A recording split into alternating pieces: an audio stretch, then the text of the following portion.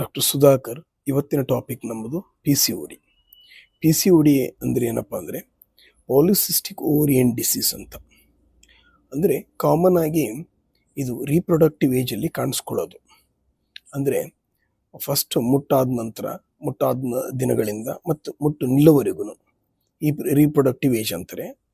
ಆ ದಿನಗಳ ನಡುವೆ ಇದು ಕಾಣಿಸ್ಕೊಳ್ಳೋದು. ಆಮೇಲೆ ಇತ್ತೀಚಿನ ದಿನಗಳಲ್ಲಿ ತುಂಬ ಚಿಕ್ಕ ವಯಸ್ಸಲ್ಲಿ ನಮ್ಮ ಪ್ರಾಕ್ಟೀಸಲ್ಲಿ ಕೂಡ ನಾವು ನೋಡ್ತಾ ಇದ್ದೀವಿ. ಚಿಕ್ಕವರಲ್ಲೇ 15 ವಯಸ್ಸಿಗೂ ನೋಡ್ತಾ ಇದ್ದೀವಿ ಪೇಷಂಟ್ಗಳನ್ನು, ಪಿ ಸಿ ಒ ಡಿ ಪೇಷಂಟ್ಗಳನ್ನು. ಹಾಗಾಗಿ ಇವತ್ತು ಅದ್ರ ಬಗ್ಗೆ ಮಾತಾಡೋಣ ಅಂತ ಅಂದ್ಕೊಂಡಿದ್ದೀನಿ.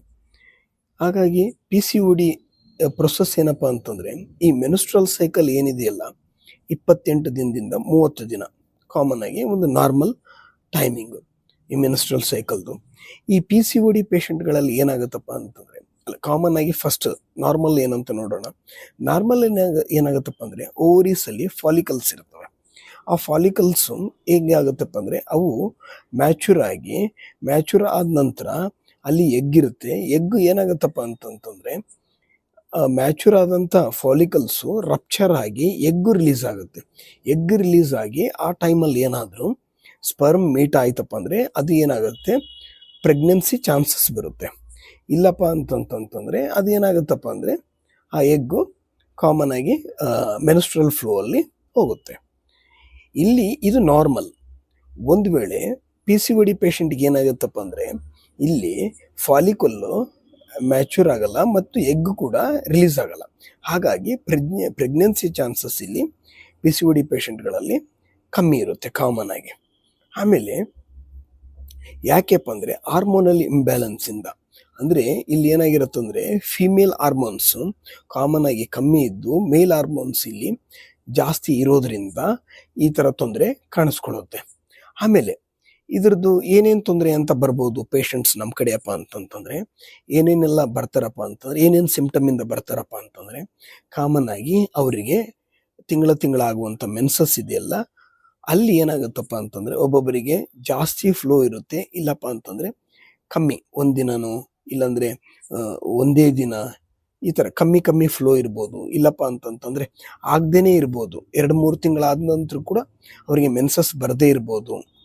ಅವಾಗ ಅವ್ರು ಏನಂತಾರಪ್ಪ ಅಂದರೆ, ಆಮೇಲೆ ಅದ್ರ ಜೊತೆಗೆ ಮೆನ್ಸಸ್ಸಲ್ಲಿ ಹೀಗೆ ಆಗದೇ ಇರ್ಬೋದು, ಆದರೆ ಸ್ವಲ್ಪ ಆಗ್ಬೋದು, ಇಲ್ಲಾಂದರೆ ಎಕ್ಸೆಸಿವ್ ಬ್ಲೀಡಿಂಗ್ ಕೂಡ ಆಗ್ಬೋದು. ಈ ಥರದಲ್ಲಿ ಬರ್ತಾರೆ. ಇಲ್ಲಪ್ಪ ಅಂತಂತಂದರೆ ಆಮೇಲೆ ವೇಟ್ ಗೇನ್ ಅಂದರೆ ತೂಕ ಜಾಸ್ತಿಯಾಗಿ ಬರೋರಿದ್ದಾರೆ. ಇದರಲ್ಲಿ ತೂಕ ಜಾಸ್ತಿಯಾಗಿ ಬರೋರಿದ್ದಾರೆ. ಆ ನಂತರ ಇದರಲ್ಲಿ ಏನಾಗುತ್ತಪ್ಪ ಅಂತಂದರೆ ಏರ್ ಲಾಸ್, ಅಂದರೆ ತಲೆ ಕೂದಲು ಇದರಲ್ಲಿ ಉದುರ್ತಾ ಇರುತ್ತೆ ಕಾಮನ್ ಆಗಿ ಪಿ ಸಿ ಒ ಡಿ ಪೇಷಂಟ್ಗಳಲ್ಲಿ. ಆಮೇಲೆ ಅನ್ವಾಂಟೆಡ್ ಏರ್ ಗ್ರೋತ್, ಅರ್ಸಿಟಿಸಮ್ ಅಂತಾರೆ. ಅಂದರೆ ಈ ಹೆಣ್ಮಕ್ಳಲ್ಲಿ ಈ ಗಡ್ಡ ಮೀಸೆ ಥರ ಆಗಲಿ ಬರೋದಾಗಲಿ ಈ ಪೇಷಂಟ್ಗಳಲ್ಲಿ, ಪಿ ಸಿ ಒ ಡಿ ಪೇಷಂಟ್ಗಳಲ್ಲಿ ನಾವು ಕಾಣ್ಬೋದು. ಅಂದರೆ ಅನ್ವಾಂಟೆಡ್ ಏರಿಯಾಗಳಲ್ಲಿ ಏರ್ಸ್ ಬೆಳವಣಿಗೆ ಕಾಣ್ತಾ ಇರುತ್ತೆ. ಅದಾದ ನಂತರ ಇದರಲ್ಲಿ ಇನ್ನೇನಾಗುತ್ತಪ್ಪ ಅಂತಂದರೆ, ಆಮೇಲೆ ಒಬೆಸಿಟಿ ಆಯಿತು, ಅರ್ಸಿಟಿಸಮ್ ಆಯಿತು, ಇವುಗಳೆಲ್ಲ ಸಿಂಪ್ಟಮ್ಗಳಿಂದ ಪೇಷಂಟ್ಸು ನಮ್ಮಲ್ಲಿ ಬರ್ತಾರೆ. ಬಟ್ ಇವುಗಳಿಗೆಲ್ಲ ಏನು ಕಾರಣ ಇರ್ಬೋದು? ಈ ಪಿ ಸಿ ಒ ಡಿಗೆ ಮೇನ್ ಕಾರಣ ಏನಪ್ಪ ಅಂದರೆ, ಫಸ್ಟ್ ಕಾರಣ ಜೆನೆಟಿಕ್. ಅಂದರೆ ಅವರ ತಾಯಂದಿರಿಗಾಗಲಿ ಅಂದರೆ ಫ್ಯಾಮಿಲಿ ಹಿಸ್ಟ್ರಿಯಲ್ಲಿ ಎಲ್ಲಾದರೂ ಇತ್ತಪ್ಪ ಅಂತಂದರೆ ಮಕ್ಕಳಿಗೆ ಬರುವಂಥ ಚಾನ್ಸಸ್ಸು ಇರುತ್ತೆ. ಆ ನಂತರ ಇದರಲ್ಲಿ ಯಾವ ಥರ ಇದೆಯಪ್ಪ ಅಂದರೆ, ಸೆಡೆಂಟರಿ ಲೈಫ್ ಸ್ಟೈಲ್. ಅಂದರೆ ಇತ್ತೀಚಿನ ದಿನಗಳಲ್ಲಿ ಹೇಗಿದೆ ಅಂದರೆ, ಎಲ್ಲರೂ ಆರಾಮಾಗಿ ಕೂತ್ಕೊಂಡು ಕೆಲಸ ಮಾಡುವಂಥ ಕೆಲಸಗಳು ಜಾಸ್ತಿ. ಆಮೇಲೆ ಯಾವುದೇ ಫಿಸಿಕಲ್ ಆ್ಯಕ್ಟಿವಿಟೀಸ್ ಇಲ್ಲ, ಲ್ಯಾಕ್ ಆಫ್ ಫಿಸಿಕಲ್ ಆ್ಯಕ್ಟಿವಿಟೀಸು. ಹಾಗಾಗಿ ಅಂಥವ್ರಿಗೆ ಕಾಣಿಸ್ಕೋಬೋದು. ಆಮೇಲೆ ಜಾಸ್ತಿ ಸ್ಟ್ರೆಸ್ ಇರೋರಿಗೆ ಇದು ಕಾಣಿಸ್ಕೋಬೋದು. ಆಮೇಲೆ ಡಯಟಲ್ಲಿ ಬ್ಯಾಲೆನ್ಸ್ ಡಯಟ್ ಇರದೇ ಇರೋರಿಗೆ ಕಾಣಿಸ್ಕೋಬೋದು. ಆಮೇಲೆ ಸ್ಲೀಪ್ ಡಿಸ್ಟರ್ಬೆನ್ಸ್ ಕೂಡ ಇರುತ್ತೆ ಅಂಥ ಪೇಷಂಟ್ಗಳಲ್ಲಿ.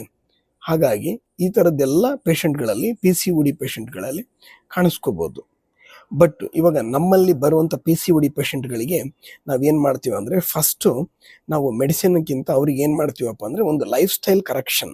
ಅಂದರೆ ಇದು ಏನಾಗುತ್ತೆ, P C O D common ಆಗಿ ಲೈಫ್ ಸ್ಟೈಲ್ ಡಿಸಾರ್ಡರ್. ಇದು ಲೈಫ್ ಸ್ಟೈಲ್ ಡಿಸಾರ್ಡರ್ ಆದ್ದರಿಂದ ಹಾಗಾಗಿ ನಾವೇನು ಮಾಡ್ತೀವಿ ಅಂತಂದರೆ, ಫಸ್ಟ್ ಇದನ್ನು ಲೈಫ್ ಸ್ಟೈಲ್ ಹೇಳ್ಕೊಡ್ತೀವಿ. ಯಾವ ಥರಪ್ಪ ಅಂತಂದ್ರೆ ನಮ್ಮಲ್ಲಿ ಬರೋಂಥ ಒಂದು PCOD ಪೇಷಂಟ್ಗಳಿಗೆ ನಾವು ಯಾವ ಥರ ಹೇಳ್ತೀವಪ್ಪ ಅಂತಂದರೆ, ಮೊದಲು ದಿನಚರಿ ಹೇಳ್ಕೊಡ್ತೀವಿ. ಅಂದರೆ ಬೆಳಿಗ್ಗೆಯಿಂದ ಎದ್ದು ಮಲಗುವವರೆಗೂ ಏನೇನು ಮಾಡಬೇಕು ಅನ್ನೋದು. ಹೇಗೆಪ್ಪ, ಬೆಳಿಗ್ಗೆ ಎದ್ದ ತಕ್ಷಣ ಒಂದು 2 ಲೋಟ ಬಿಸಿನೀರು ಕುಡೀರಿ.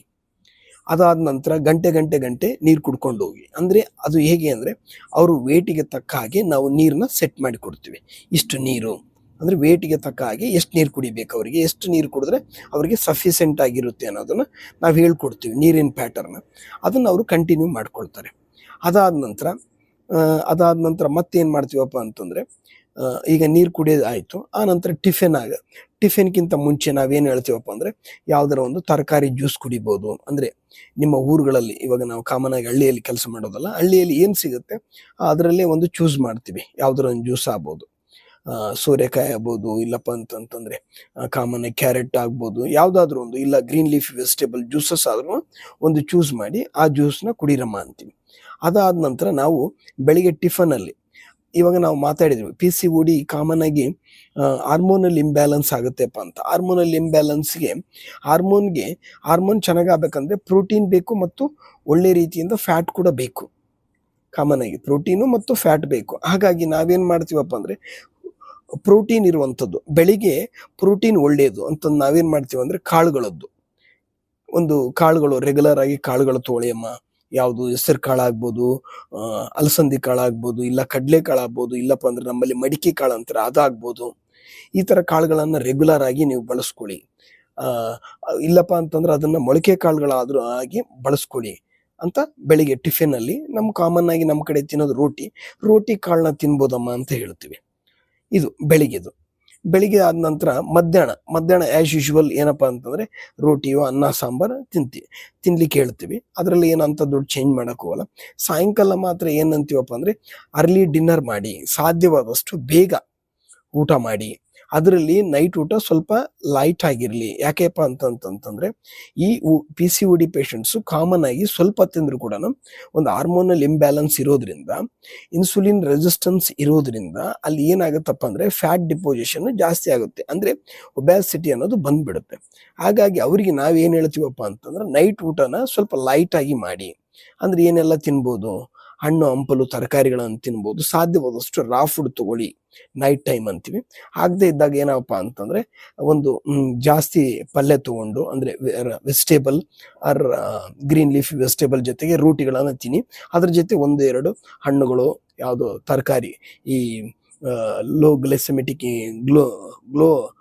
ಗ್ಲೈಸೆಮಿಕ್ ಇಂಡೆಕ್ಸ್ ಇರುವಂಥ ಫ್ರೂಟ್ಗಳನ್ನು ಯಾವುದಾದ್ರೂ ನಾವು ಹೇಳ್ತೀವಿ. ಹಾಗಾಗಿ ಅವ್ರು ಏನು ಮಾಡ್ತಾರಪ್ಪ ಅಂದರೆ ಅದನ್ನು ತಗೊಳ್ತಾ ಹೋಗ್ತಾರೆ. ಕಾಮನ್ ಆಗಿ ಬೇಗ ಮುಗಿಸಿ, ಒಂದು 8 ಗಂಟೆ ಒಳಗಡೆ ಸಾಧ್ಯವಾದರೆ ನೀವು ಊಟವನ್ನು ಮುಗಿಸಿ ಅಂತೀವಿ.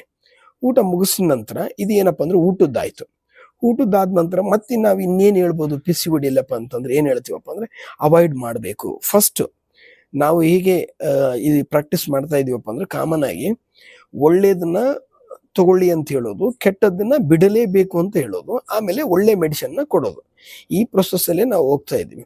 ಹೀಗಾಗಿ ಕೆಟ್ಟದ್ದು ಏನು ಬಿಡಬೇಕು PCOD ಎಲ್ಲಪ್ಪ ಅಂತಂದರೆ, ಕಾಮನ್ ಆಗಿ ಈ ಜಂಕ್ ಫುಡ್ ಅನ್ನೋದು ಎಲ್ಲ ಬಿಡಬೇಕು. ಅಂದರೆ ಜಂಕ್ ಫುಡ್ ಅಂದರೆ ಕಾಮನ್ ಆಗಿ ಹೊರಗಡೆ ಔಟ್ಸೈಡ್ ಫುಡ್ನ ನಾವು ಬೇಡಮ್ಮ, ಸ್ವಲ್ಪ ದಿನ ತೊಗೊಳಕ್ಕೆ ಹೋಗಬೇಡಿ. 2-3 ತಿಂಗಳಾಗಲಿ ಹೊರಗಡೆ ಫುಡ್ ಏನನ್ನೂ ತೊಗೊಳ್ಬೇಡಿ. ಆ ನಂತರ ಹೊರಗಡೆ ಫುಡ್ ಜೊತೆಗೆ ಮತ್ತೆ ಫ್ರೈಡ್ ಫುಡ್, ಅಂದರೆ ಯಾವುದಾದ್ರೂ ತುಂಬ ಎಣ್ಣೆಯಲ್ಲಿ ಕರೆದಿರೋಂಥ ಫುಡ್ ಆಗಲಿ, ಅದು ಬೇಡ ಅಂತೀವಿ. ಆಮೇಲೆ ಇತ್ತೀಚಿನ ದಿನ ಎಲ್ಲರೂ ಮಾಡರ್ನ್ ಆಗಿರೋರು ಆಲ್ಕೋಹಾಲ್ ಮಾಡ್ತಿರ್ತಾರೆ, ಆಮೇಲೆ ಸ್ಮೋಕಿಂಗ್ ಮಾಡ್ತಿರ್ತಾರೆ. ಅದನ್ನು ಕೂಡ ಅವಾಯ್ಡ್ ಮಾಡಲೇಬೇಕು ಕಂಪಲ್ಸರಿಯಾಗಿ ಅಂತ ಹೇಳ್ತೀವಿ. ಅದ್ರ ಜೊತೆಗೆ ಮತ್ತೆ ಬೇರೆದೇನಪ್ಪ ಅಂತಂತಂದ್ರೆ ನಾವು ಹೇಳೋದು, ಒಳ್ಳೆ ಹ್ಯಾಬಿಟ್ಸ್ ಅಂದರೆ ಸ್ಲೀಪ್ ಕರೆಕ್ಟ್ ಆಗಿರ್ಬೇಕು. ಇದರಲ್ಲಿ 8 ಗಂಟೆ, ಒಂದು 6ರಿಂದ 8 ಗಂಟೆ ಸ್ಲೀಪ್ ಇರಬೇಕು. ಸ್ಲೀಪ್ ಡಿಸ್ಟರ್ಬೆನ್ಸ್ ಆಯ್ತಪ್ಪ ಅಂದರೆ ಅದು ಒಂದು ಹಾರ್ಮೋನಲ್ ಇಂಬ್ಯಾಲೆನ್ಸ್ಗೆ ಅದು ದಾರಿ ತೋರುತ್ತೆ ಅಂತ ಅದನ್ನ ಹೇಳ್ತೀವಿ. ಆಮೇಲೆ ಶುಗರ್ ಪ್ರಾಡಕ್ಟ್ಸ್ ಕಾಮನ್ ಆಗಿ, ಅಂದರೆ ಸಿಹಿ ಪದಾರ್ಥಗಳು, ಶುಗರಿಂದ ಮಾಡಿದಂಥ ಎಲ್ಲ ಸಿಹಿ ಪದಾರ್ಥಗಳು ಬೇಡ ಅಂತೀವಿ. ಮೈದಾ ಹಿಟ್ಟುಗಳು ಬೇಡ ಅಂತೀವಿ. ಆಮೇಲೆ ಈ ಕಾಮನ್ ಆಗಿ ಬೇಕರಿ ಫುಡ್ಗಳಾದರೆ ಸಿಹಿ ಪದಾರ್ಥಗಳು ಜಾಸ್ತಿ ಅಲ್ಲ, ಸ್ವಲ್ಪ ಆಮೇಲೆ ಫ್ಯಾಟ್ ಕೂಡ ಜಾಸ್ತಿ, ಅದರಲ್ಲಿ ಕೊಲೆಸ್ಟ್ರಾಲ್ ಕೂಡ ಜಾಸ್ತಿ ಇರುತ್ತೆ. ಅಂಥ ಪದಾರ್ಥಗಳನ್ನು ನಾವು ಬೇಡ ಅಂತೀವಿ. ಕಾಮನ್ ಆಗಿ ನಾವು ಹೇಳೋದೇನಪ್ಪ ಅಂದರೆ, ಹೊರಗಡೆ ಫುಡ್ಡು 2-3 ತಿಂಗಳ ಬೇಡ ಅಮ್ಮ, ಮನೆಯಲ್ಲೇ ಮಾಡ್ಕೊಳ್ಳಿ, ಏನೇ ಮಾಡ್ಕೊಳ್ಳಿ ಮನೆಯಲ್ಲಿ ಮಾಡ್ಕೊಳ್ಳಿ. ಅದ್ರ ಜೊತೆಗೆ ನಾವು ಇನ್ನೇನು ಚೇಂಜಸ್ ಹೇಳ್ತೀವಪ್ಪ ಅಂತಂದ್ರೆ ಸೀಡ್ ಥೆರಪಿ ಹೇಳ್ತೀವಿ. ಇಲ್ಲಪ್ಪ ಅಂದ್ರೆ ಈಗ ಮೊಳಕೆ ಕಾಳು ಹೇಳಿದ್ವಲ್ಲ, ಅದೇ ತರ ನಾವೇನ್ ಮಾಡ್ತೀವಿ ಅಂದ್ರೆ ನೀವು ಸೀಡ್ಸ್ ತಗೊಳ್ಬೋದು. ಯಾವುದು? Flex seeds. ಫ್ಲೆಕ್ಸ್ ಸೀಡ್ಸ್ ತುಂಬಾ ಜಾಸ್ತಿ ತಗೊಳಕ್ಕಾಗಲ್ಲ, 1 ಟೀ ಸ್ಪೂನ್ ಪರ್ ಡೇ ಹೇಳ್ತೀವಿ. ಆಮೇಲೆ ಅದ್ರ ಜೊತೆಗೆ ನೀವು ತಗೊಂಡ್ರೆ ಡ್ರೈ ಫ್ರೂಟ್ಸ್ ತಗೋಬಹುದು ನೈಟ್ ಟೈಮು, ಇಲ್ಲಾಂದ್ರೆ ಮಾರ್ನಿಂಗ್ ಟೈಮು, ಇಲ್ಲಾಂದ್ರೆ ಮಧ್ಯಾಹ್ನ ಟೈಮು. ಆ ಮೀಲಲ್ಲಿ ಯಾವಾಗಾದ್ರೂ ಒಂದು ಮೀಲಲ್ಲಿ ಅಂದ್ರೆ ಸೋಕ್ ಮಾಡಿ ತಗೊಳ್ಳೋದು, ಅಂದ್ರೆ ನೆನೆಸಿ ತಗೊಳ್ಬೋದು. ಯಾವ್ಯಾವಪ್ಪ ಅಂತಂದ್ರೆ ಬಾದಾಮಿ ಹೇಳ್ತೀವಿ, ಇಲ್ಲಪ್ಪ ಅಂತಂದ್ರೆ ವಾಲ್ನಟ್ ಹೇಳ್ತೀವಿ, ಇಲ್ಲಪ್ಪ ಅಂದ್ರೆ ಇಲ್ಲಪ್ಪ ಅಂದ್ರೆ ಈ ಸೀಡ್ಸ್ ಥೆರಪಿಯಲ್ಲಿ ನಾವು ಪಂಪ್ಕಿನ್ ಸೀಡ್ಸ್ ಹೇಳ್ಬೋದು, ಇಲ್ಲ ಸನ್ಫ್ಲವರ್ ಸೀಡ್ಸ್ ಹೇಳ್ಬೋದು. ಆಮೇಲೆ ಈ ತರದ್ದು ಸೀಡ್ಸ್ ಎಲ್ಲ ಫ್ಲಕ್ಸ್ ಸೀಡ್ಸ್ ಹೇಳ್ಬೋದು. ಈ ತರ ಸೀಡ್ಸ್ ಎಲ್ಲ ಏನ್ ಮಾಡೋದು ಅಂತಂದ್ರೆ ಒಂದು ಅವರ ತಕ್ಕ ಹಾಗೆ ನಾವು ಹೇಳ್ತೀವಿ. ಅಂದ್ರೆ ಇವಾಗ ಕುಂತ್ಕೊಂಡವ್ರಿಗೆ ಇಷ್ಟು ತಗೊಳ್ಳಿ ಅಂತ ಹೇಳೋದಾಗ್ಲಿ, ಓಡಾಡೋರಿಗೆ ಇಷ್ಟು ಅಂತ ಹೇಳಲಿಕ್ಕಾಗಲ್ಲ. ಅವ್ರದ್ದು ಏನು ಪ್ರೊಫೆಷನ್ ಇದೆ, ಅವ್ರದ್ದು ಯಾವ ತರ ಆಕ್ಟಿವಿಟೀಸ್ ಇದೆ, ಅದನ್ನ ನೋಡ್ಕೊಂಡು ನಾವು ಅವರಿಗೆ ಸರಿಯಾದ ಗೈಡ್ಲೈನ್ಸ್ ಕೊಡ್ತೀವಿ. ಎಷ್ಟೆಷ್ಟು ತಗೋಬೇಕು, ಏನೇನು ತಗೋಬೇಕಂತ. ಇದು ಇಂಡಿವಿಜುವಲಿಟಿ, ಎಲ್ಲರಿಗೂ ಒಂದೇ ತರ ಇರಲ್ಲ. ಇದು ನಾವು ಹೇಳೋದು ಕಾಮನ್ ಆಗಿ, ಎಲ್ಲರಿಗೂ ಬೇರೆ ಬೇರೆ ತರನೇ ಇರುತ್ತೆ ಕಾಮನ್ ಆಗಿ. ಆಮೇಲೆ ಅವರಿಗೆ ಸಾಧ್ಯವಾದರೆ ಎಕ್ಸಸೈಸ್ ಮಾಡಿ, ಎಕ್ಸಸೈಸ್ ಆಗದೆ ಇದ್ರೆ ಅಟ್ಲೀಸ್ಟ್ ಅವರಿಗೆ ವಾಕಿಂಗ್ ಮಾಡ್ಲಿಕ್ಕಾಗಲಿ, ಏನಾದರೂ ಒಂದು ಮನೆ ಹತ್ರನೇ ಒಂದು ಇಂಡೋರ್ ಗೇಮ್ಸ್ ಆಡೋದಾಗ್ಲಿ, ಒಟ್ಟು ಆಕ್ಟಿವಿಟಿ, ಒಂದು ಫಿಸಿಕಲ್ ಆಕ್ಟಿವಿಟಿ ಇಟ್ಕೊಳ್ಳಿ ಅಂತ ನಾವು ಹೇಳ್ತೀವಿ. ಆಮೇಲೆ ಸಾಧ್ಯವಾದಷ್ಟು ಇನ್ನೇನು ಬದಲಾವಣೆ ಅಪ್ಪ ಅಂತಂದ್ರೆ ಸ್ವಲ್ಪ ಸಾಧ್ಯವಾದರೆ ನಾನ್ ವೆಜ್ ಜಾಸ್ತಿ ತಿನ್ನೋರಿದ್ರೆ ಸ್ವಲ್ಪ ಅವಾಯ್ಡ್ ಮಾಡಿ ಒಂದು ಲಿಮಿಟಲ್ಲಿ ಇಟ್ಕೊಳ್ಳಿ ಅಂತಂದು ಅದನ್ನ ತಕ್ಕ ಹಾಗೆ ಅವರಿಗೆ ತಕ್ಕ ಹಾಗೆ ನಾವು ಡಯಟ್ನ ಒಂದು ಇದನ್ನ ಮಾಡ್ತೀವಿ, ಅಲ್ಟರ್ ಮಾಡಿ ನಾವು ಕೊಡ್ತೀವಿ. ಆಮೇಲೆ ಇದರಲ್ಲಿ ಮೇನ್ ಆಗಿ ಹೇಳ್ಬೇಕಾಗಿರೋದು ಏನಪ್ಪಾ ಅಂತಂದ್ರೆ ಇದನ್ನ ನಾವು ಕಾಮನ್ ಆಗಿ ಹೇಳ್ತೀವಿ. ಇದ್ರ ಜೊತೆಗೆ ನಾವು ಹೋಮಿಯೋಪತಿ ಮೆಡಿಸಿನ್ಸ್ಗಳನ್ನ ಪ್ರಿಸ್ಕ್ರೈಬ್ ಮಾಡ್ತೀವಿ. ಅಂದ್ರೆ ಅವ್ರದ್ದು ಎಲ್ಲ ಕೇಸ್ ತಗೊಂಡು ಯಾವಾಗಿಂದ ಸ್ಟಾರ್ಟ್ ಆಯಿತು, ಏನಿದೆ, ಅವ್ರ ಮೆನ್ಸ್ಟ್ರಲ್ ಹಿಸ್ಟ್ರಿ ಏನು, ರೆಗ್ಯುಲರ್ ಇದೆಯಾ. ಒಬ್ಬೊಬ್ರಿಗೆ ಏನಾಗತ್ತಪ್ಪ ಅಂದ್ರೆ ನೋಡಿ, ಇದು ಕಾಮನ್ ಆಗಿ ನಾವು ನೋಡ್ತಾ ಇರೋ ಥರ ಒಬ್ಬೊಬ್ಬರಿಗೆ ಒಬ್ಯಾಸಿಟಿನೇ ಇರಲ್ಲ.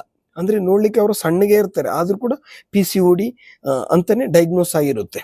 ಕಾಮನ್ ಆಗಿ PCOD ಡಯಾಗ್ನೋಸ್ ಆಗ್ಲಿಕ್ಕೆ ಏನಪ್ಪಾ ಅಂದ್ರೆ ಒಂದು ಸ್ಕ್ಯಾನಿಂಗ್ ಮಾಡಿಸ್ತಾರೆ, ಎಬ್ಡಾಮಿನಲ್ ಸ್ಕ್ಯಾನಿಂಗ್ ಮಾಡಿ USG ಮಾಡಿಸಿದಾಗ ಅದು PCOD ಅಂತ ಡಯಾಗ್ನೋಸ್ ಆಗಿ ಬಂದಿರ್ತಾರೆ. ಎಷ್ಟೋ ಜನ ಅವರು ದಪ್ಪ ಕೂಡ ಇರಲ್ಲ, ಅಂತ ಪರ್ಸನ್ಗಳಿಗೂ ಕೂಡ ಇದು ಆಗ್ಬೋದು.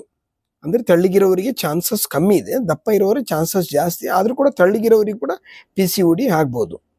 ಹಾಗಾಗಿ ನಾವೇನ್ ಮಾಡ್ತೀವಪ್ಪ ಅಂತಂತಂದ್ರೆ ತೆಳ್ಳಗಿರೋರಿಗೆ ಒಂದು ತರ, ದಪ್ಪಗಿರೋರಿಗೆ ಒಂದು ತರ ಆಗ್ಲಿ, ಮತ್ತೆ ಅವ್ರದ್ದು ಎಲ್ಲ ಟೋಟಲಿಟಿ ಸಿಂಪ್ಟಮ್ಸ್ ನೋಡ್ಕೊಂಡು ಅಕಾರ್ಡಿಂಗ್ ಟು ನಮ್ಮ ಹೋಮಿಯೋಪತಿ ರೂಲ್ಸ್ ಅಂಡ್ ರೆಗ್ಯುಲೇಷನ್ಸ್ ಇರ್ತಾವ. ಒಂದು ಮೆಡಿಸಿನ್ಸ್ನ ನಾವು ಕೊಡ್ಬೇಕಂದ್ರೆ ಒಂದು ಪದ್ಧತಿಯಲ್ಲಿ ಮೆಡಿಸಿನ್ಸ್ಗಳನ್ನ ನಾವೇನ್ ಮಾಡ್ತೀವಿ ಅಂದ್ರೆ ಅವರ ಒಂದು ಕಾನ್ಸ್ಟಿಟ್ಯೂಷನಲ್, ಅಂದ್ರೆ ಅವರ ಎಲ್ಲವೂ ಮೈ ಮನಸ್ಸು ಮತ್ತು ಅವರ ಆಲೋಚನೆ ಇರ್ಬೋದು, ಪ್ರತಿಯೊಂದು ಡೇ ಟು ಡೇ ಯಾವ ಥರ ಇರ್ತಾರೆ, ಅವ್ರದ್ದು ಎಲ್ಲ ಒಂದು ಲೈಫ್ ಸ್ಟೈಲ್ ಎಲ್ಲವನ್ನು ಕೇಳಿಕೊಂಡು ಅವರಿಗೆ ಸೂಟೇಬಲ್ ಆಗುವಂಥ ಹೋಮಿಯೋ ಮೆಡಿಸಿನ್ಸ್ ಕೊಡ್ತೀವಿ.